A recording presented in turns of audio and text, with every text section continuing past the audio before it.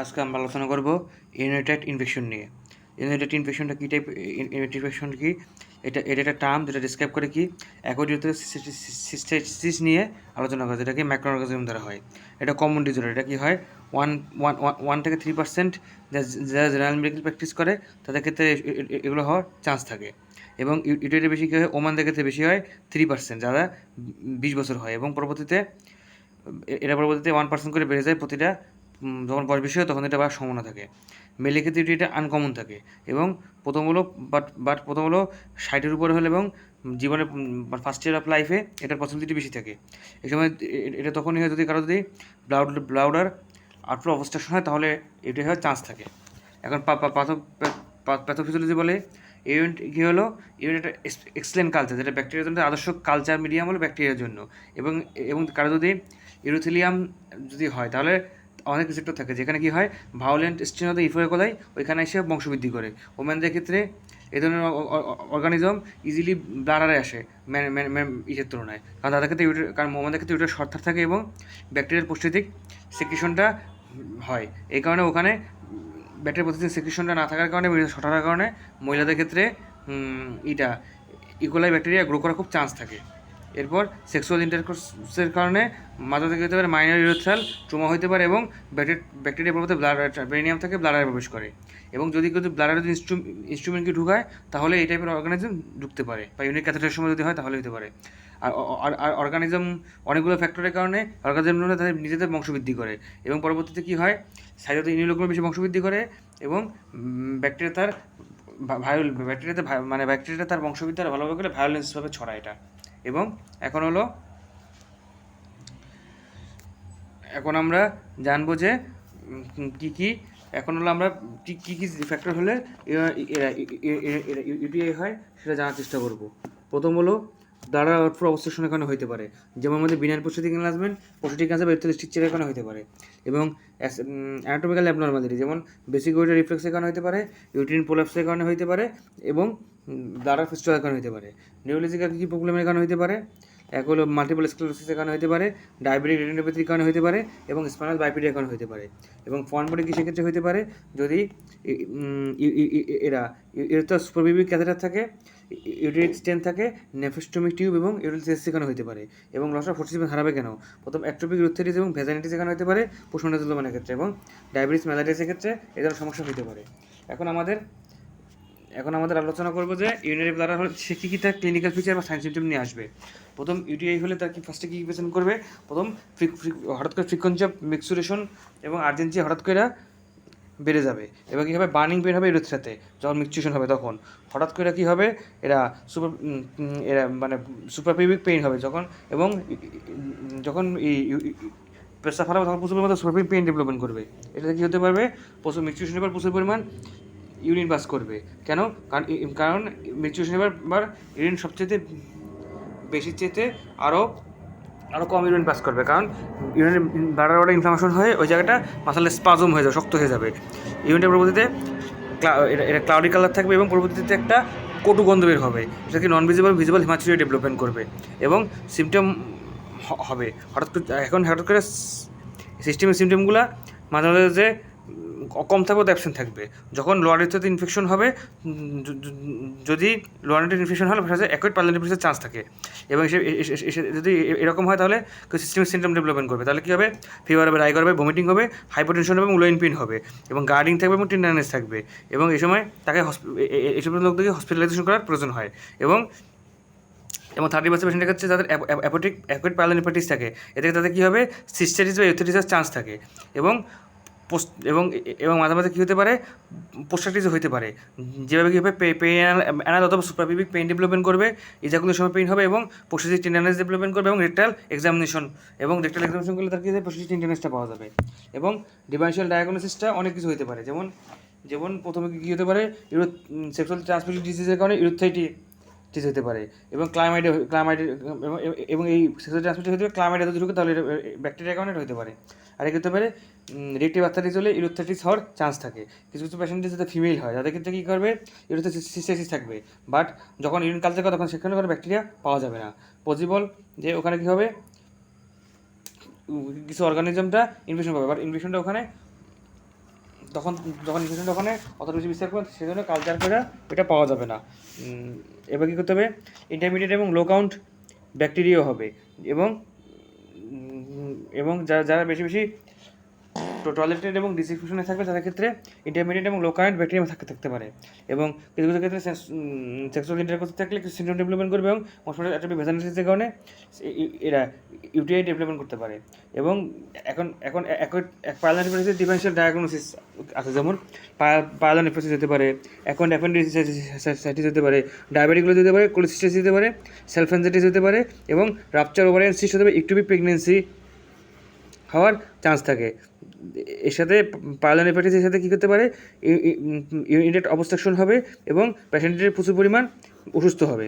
এর সাথে যার পাইলন ইউরিনেট একটা ইনফেকশন পাইলন নেফ্রাইটিস তাকে কিন্তু ফিভার থাকবে, লিউকোসাইটিস থাকবে, পজিটিভ ব্লাড কালচার থাকবে। আর যাদের কাছে প্রিভেন্টিভ এফেক্টস থাকে তখন কী হবে, পেইন এবং টিনাস থাকবে, এবং কী হবে লোইন পিছনে কী হবে বালজিং, মানে একটা কিছু জায়গায় ফুলা থাকবে। এবং এর সাথে কী থাকবে, এই সিস্টেমের ক্ষেত্রে তাদের যদি একবার পাইলন নেফ্রাইটিস তাহলে ইউরিনারি সিস্টেমটা সবসময় অ্যাবসেন্ট থাকবে, এবং কী হবে তখন ইউরিন টেস্ট করলে ওই জায়গায় নেগেটিভ পাওয়া যাবে, বাট দেখা যাবে যে ওখানে পার্সেল আছে, বাট এখন অর্গানিজম না, সেখানে ইউরিন টেস্ট করলে নেগেটিভ পাওয়া যাবে। এখন ইনভেস্টিগেশন, আমরা কী কী ইনভেস্টিগেশন করবো, ইউরিনারি ব্লাডার প্রথম পেশেন্টে কী করবো, ডিবিস্টিক ডিস্ট্রিবিউশন করবো, নাইট্রেট লিউকোসাইড অ্যাস্টারেস করবো এবং গ্লুকোজ করবো, তার মাইক্রোস্কোপে সিস্টেমেটিক করবো, urine for the white blood cell এবং অর্গানিজম করবো, ইউরিন কালচার করবো, ইনফ্যান্ট চিলড্রেন এবং যে কোনো ফিভার ও কমপ্লিকেটেড ইনফেকশনের ক্ষেত্রে কী হবে, ফুড ব্লাড কাউন্ট করবো, ইউরিয়া ইলেকট্রোলাইস এবং ক্রিয়েটিনিন করবো, ব্লাড কালচার করবো। পাইলন নেফ্রাইটিসের ক্ষেত্রে কী করবো, চিলড্রেন এবং ওমেনের রিকারেন্ট ইনফেকশন থাকলে কী হবে, রেনাল ট্র্যাক্ট আল্ট্রাসাউন্ড করবো অথবা সিটি করবো, পেলভিক এক্সামিনেশন করবো ওমেনের এবং রেটাল এক্সামিনেশন করবো মেনের, এবং কন্টিনিউয়াস হেমাচুরি এবং আদার ব্লাড রিলেশন থাকে তাহলে আমাকে সিস্টোস্কোপি করবো। এখন আমাদের এর সাথে কী করতে হবে, যাতে জোয়ার এরা যখন লোয়ার ইউরিনেটেড ইনফেকশন হয় তখন ম্যান্ডেটরি না হলেও তারা আমরা ইউরিন কালচার করার চেষ্টা করবো, এবং এর সাথে কি তাদের রিকারেন্ট ইনফেকশন এবং যদি ট্রিটমেন্টে ফেলিয়ার হয় প্রেগনেন্সির সময়, এবং পেশেন্টের যদি সাসেপ্টেবল থাকে, ইমিউনো কম্প্রোমাইজ থাকে, তাদের ডায়াবেটিস এবং ইন্ডিউল ক্যাথেটারিং থাকে, এবং ওল্ডার পিপলদের ক্ষেত্রে এই ধরনের সমস্যা হতে পারে। এবং ডায়াগনোসিসে কী হবে, প্রথম টিপিক্যাল ক্লিনিক্যাল ফিচার এবং অ্যাবনর্মালিটি পাওয়া যাবে, যেটা ইউরিনাল অ্যানালাইসিস করে পাওয়া যায়। মোস্ট ইউরিন প্যাথোজেনটা কী হবে, নাইট্রেট থেকে নাইট্রেটে কনভার্ট করবে, এবং নিউট্রোফিল এবং নাইট্রেটগুলো সিমটোমেটিক ইনফেকশন হবে, যেটা ইউরিন ডিবিসি টেস্টের মাধ্যমে জানা যাবে। এবং কী হবে, প্রথম হলো লিউকোসাইড এস্টারেস এবং নাইট্রেটটা পাওয়া যাবে যদি আমরা ইউরিন ডিবিসি টেস্ট করি। এবং প্রথম এক নম্বর কী হবে, যদি কারো যদি নাইট্রেট এবং লিউকোসাইড এস্টারেস যদি না পাওয়া যায় ইউরিনে, তাহলে বলতে হবে ইউটিআই নাই। এবং যদি ব্যাকটেরিয়া এবং দেখা যাবে যে প্রচুর পরিমাণ ব্যাকটেরিয়াল কাউন্ট পাওয়া যাবে ইউরিনে। এবং এবার কী হবে, ইউরিন যেটা স্পেশাল ইউরিনে, তাহলে দেখা যাবে স্টাইল পাওয়া যাবে, তখন বোঝা যাবে যে অর্গানিজমটা আছে। যদি পেশেন্টের যদি সিমটম থাকে এবং ইউরিনে যদি নিউট্রিফিল থাকবে তাহলে অর্গানিজম থাকার সম্ভাবনা আছে। অ্যাসিডোমি পেশেন্টের ক্ষেত্রে কী হবে, 10⁵ অর্গানিজম পার মিলিলিটারে থাকবে, যেটাকে সিগনিফিকেন্ট বলা হয়। টিপিক্যাল অর্গানিজম যেটা ইউটিআই করে তার মধ্যে কী থাকবে, E. coli derivative GIT gastroenteritis tract থাকবে, এবং প্রোটিয়াস স্পেসিস থাকবে এবং সিউডোমোনাস স্পেস থাকবে, স্ট্রেপ্টোকক্কাই থাকবে এবং স্টেফিলোকক্কাস এপিডার্মিস থাকবে। হসপিটালের ক্ষেত্রে ইকোলাইটা হবে যেমন ক্লেপসাইলা এবং স্ট্রেপ্টোকক্কাই, যেগুলো দ্বারা ইউটিআই হতে পারে।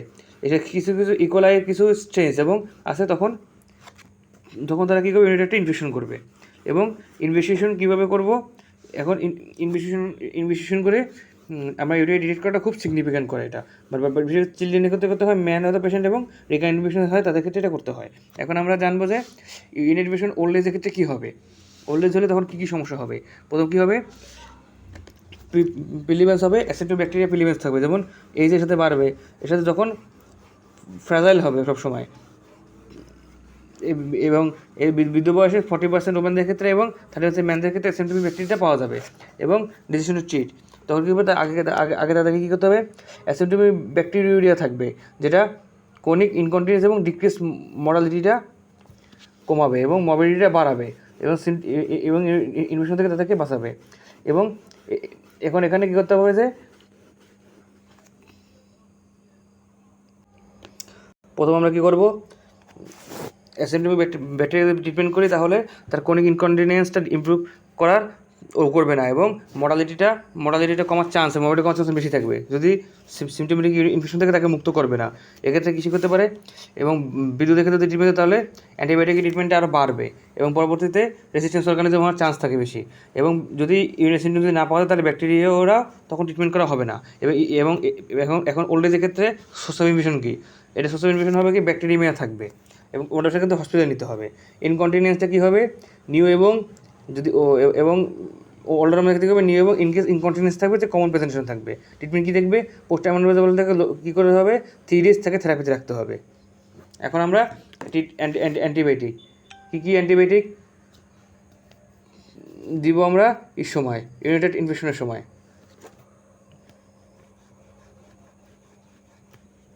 আমরা ম্যানেজমেন্ট কেমনে করবো, তখন কী করবো, আমরা তাদেরকে অ্যান্টিবায়োটিকগুলো রিকমেন্ডেড করবো।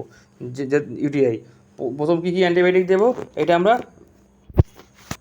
বলবো। যেমন প্রথম হলো ফার্স্ট চয়েসে আমরা কী দেবো, টাইম টু টাইম দেবো, যেটা 20 মিলিগ্রাম 2 বার দেবো, এবং নাইট্রোফুরান্টিন দেবো 50 মিলিগ্রাম 4 টাইম, এটা 3 দিন দেবো, 7 থেকে 10 দিন দেবো মেনে। এবং সেকেন্ডে থেকে এরা সেফালাক্সিন দেবো 250 মিলিগ্রাম 4 বার, এবং সেফালোস্পিরিন দেবো 250 মিলিগ্রাম 2 বার দেবো, এবং পিপিসিলিন দেবো 400 মিলিগ্রাম 3 বার, এটা দেবো 3 দিন দেবো, 7 থেকে 10 দিন ধরে। এরপর আমরা প্রেগনেন্সি ক্ষেত্রে দেবো নাইট্রোফুরান্টিন দেবো 50 মিলিগ্রাম 4 বার, এবং সেফালাক্সিন 250 মিলিগ্রাম 4টা, 7 দিন দেবো। এবং টাইম থেরাপি এবং কুইনোলন আমরা অ্যাভয়েড করবো অবশ্যই। এবং প্রোফিলাক্টিক থেরাপি কী দেবো, ফার্স্ট চয়েসে এরা টাইম টু টাইম দেবো কত, 100 মিলিগ্রামের নাইটে দেবো, এবং সেকেন্ড চয়েসে নাইট্রোফুরান্টিন দেবো কত, 15 মিলিগ্রাম নাইটে, যেটা কন্টিনিউ করবো। পাইলোনেফ্রাইটিসে কী করবো, ফার্স্ট চয়েসে কী করবো, আমরা এরা সেফালাক্সিন দেবো 1 থেকে 7 ডেলি দেবো, এবং সেফালোস্পিরিন দেবো 500 মিলিগ্রাম দেবো টুয়াইসে, এবং 14 দিন 7 দিন ধরে দেবো। এবং হসপিটালে দেখবো, যেখানে 24 ঘন্টার মধ্যে কাজ না হয় সেখানে কী করবো, জেন্টামাইসিন দেবো। কীভাবে দেবো, এর সাথে রেনাল ফাংশন এবং সিরাম লেভেল দেখে দেবো, এবং সেপোর্টিং কত দেবো, 700 থেকে 250 মিলিগ্রাম দেবো 3 টাইমস দিতে। তারপর এটাকে 14 দিন দেবো, যেখানে কী হবে, ওরালেজেন দেবো, যেটা পসিবল। এবং এভরি থেকে কী দেবো, ফার্স্ট চয়েস কী দেবো, সিপ্রোফ্লক্সাসিন দেবো, যেটা 4 মিলিগ্রাম দেবো 2 বার দেবো। এবং ডক্সিসাইক্লিন কত দেবো, 1 মিলিগ্রাম 2 বার দেবো। এবং ওল্ডার সিপ্রোফ্লক্সাসিন কতটুকু দেবো, টুয়াইস দেবো। এবং কতটুকু দেবো, ইয়াং ম্যানকে যে ডিপার্টমেন্ট থাকবে তাতে করে ন্যাসিগনেরই অবশ্যই চেক করে তাকে অবশ্যই এটা দিতে হবে। এবং এর সাথে কী দেবো, সিঙ্গেল ডোজটা অ্যাড করবো, এবং সেপ্ট্রাক্সিন দেবো 500 মিলিগ্রাম। একই প্রসেসটা করলে প্রথম সাথে কী দেবো, টাইম টু টাইম দেবো 200 মিলিগ্রাম, এবং সেকেন্ড সাথে দেবো সিপ্রোফ্লক্সাসিন দেবো 500 মিলিগ্রাম 2 বার দেবো, এবং 28 দিন ধরে দেবো। এটা হলো এই ট্রিটমেন্ট। এর সাথে আর কী করবো,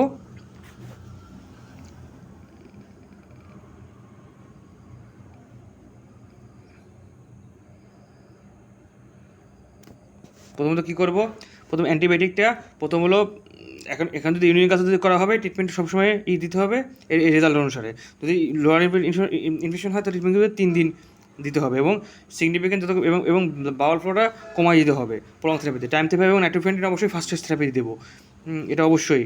এবং এর সাথে এবং যেহেতু 20 থেকে 30% কজের ক্ষেত্রে ইউটিআই হয়, তাহলে তাদের 30%-এর এই ক্ষেত্রে আমার দেখা যাবে যে তাদের টাইম থেরাপি রেসিস্টেন্স হয়ে গেছে। এক্ষেত্রে কী করবো, আর এজন্য দেখা যাচ্ছে কম দিবে যেটা কম, তখন টাইমস নাইট্রোফুরান্টিন তখনও আবার তখন দিব না, যখন কারো যদি ফিল্ট্রেশনের 30 মিলিলিটার পর মিটারের উপর থাকে, এবং 1.73 মিটার স্কোয়ার নিচে থাকে। কারণ এবং এ সময় কী হয়, তাদের এফিসিয়েন্সি কমে যায়, এবং কী হয়, টক্সিকের চান্স থাকে। এক্ষেত্রে আমরা আর এর সাথে আরও সমস্যা টাইম থেকে কী করে, সিরাম পটাশিয়াম কিডনি লেভেলটা আরও বেড়ে যায়, এবং কী হয়, আর্টিফিশিয়াল রিডাকশন করে মানে করে কোএফিসিয়েন্ট কমাই দেয়। এবং এই সময় কী হয়, পরবর্তীতে এই জন্য ডাক্তার পরবর্তীতে দিলেও এরকম লক্ষণ থাকলে আমরা ডাক্তার ডিসকন্টিনিউ করে দেবো। এটা থেকে কী কুলিন অ্যান্টিবায়োটিক এবং নভোফ্লক্সাসিন দেবো, এবং সেফালোস্পিরিন অবশ্য দেবো, যেটা ইফেক্টিভ আছে। অ্যামোক্সিসিলিন কখন ব্লাইন্ড থেরাপি হিসেবে কখনোই দেবো না, কারণ এর মধ্যে 30% এটা রেসিস্টেন্স হয়, লোকের ক্ষেত্রে এটা কাজ করে না। এবং এর সাথে কী করতে পারবে, অবশ্যই আমরা এগুলো অবশ্যই ইউরিন কালচার করে দেবে, কালচারটার জন্য অ্যান্টিবায়োটিক সেন্সিটিভ কিনা এটা। এর সাথে পেনিসিলিন এবং সেফালোস্পিরিন এটা ইউজ করবো যখন তার প্রেগনেন্সিতে ইউজ করবো, কিন্তু অবশ্যই টাইম টু টাইম এটা সালফোনামাইড এবং কুইনোলন টেট্রাসাইক্লিন অবশ্যই অ্যাভয়েড করবো, ঠিক আছে। মোস্ট সিভিয়ার ইনফেকশনের ক্ষেত্রে অ্যান্টিবায়োটিক অবশ্যই 7 থেকে 10 দিন কন্টিনিউ করবো।